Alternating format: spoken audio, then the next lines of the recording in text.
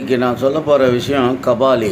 இப்போ நம்ம ஒவ்வொரு வீடியோலையும் ஆங்கிலத்தில் இருந்து எப்படி இதற்கு அதாவது மீனிங் கண்டுபிடிக்கிறதுன்றது தான். இப்போ கபாலின்னா எல்லோரும் என்ன பண்ணுவாங்க, ஏதோ கபாலின்ட்டு போய்கிட்டே இருப்பாங்க. அந்த மாதிரி ஒவ்வொரு விஷயமே பேரை பார்த்து சொல்லிவிட்டு அதற்கான மீனிங் தெரியாமல் இருக்கும். ஆனால் இதற்கான விடையை நான் ஆங்கிலத்திலேருந்து கண்டுபிடிக்கிறேன் அப்படின்றது தான் இதனுடைய சீக்ரெட்டு. இப்போ கபாலி அப்படின்றது என்ன அப்படின்றது பாருங்கள். பழைய படத்துலலாம் கபாலி அப்படின்னா இந்த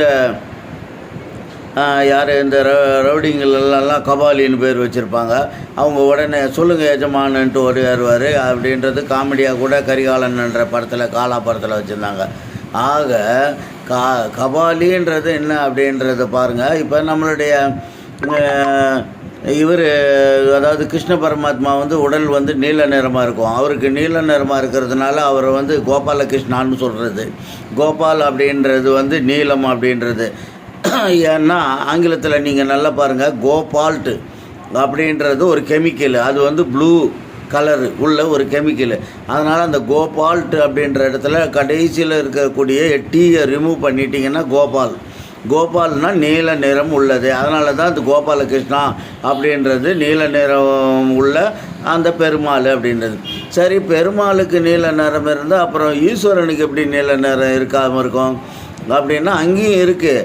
இதே இதுதான் கோபால் அப்படின்ற வார்த்தையை தான் இவருக்கு நீல நிறம் எப்படி வந்துச்சுன்னா, இவர் விஷத்தை உண்டுறாரு. விஷத்தை உண்டு அந்த உடலெல்லாம் நீல நிறமாக இருக்கிறதுனால அவருக்கு அந்த கபாலின்ற பெயர் வந்துச்சு. எப்படின்னா கோபால்ன்றதை எழுதிக்கோங்க.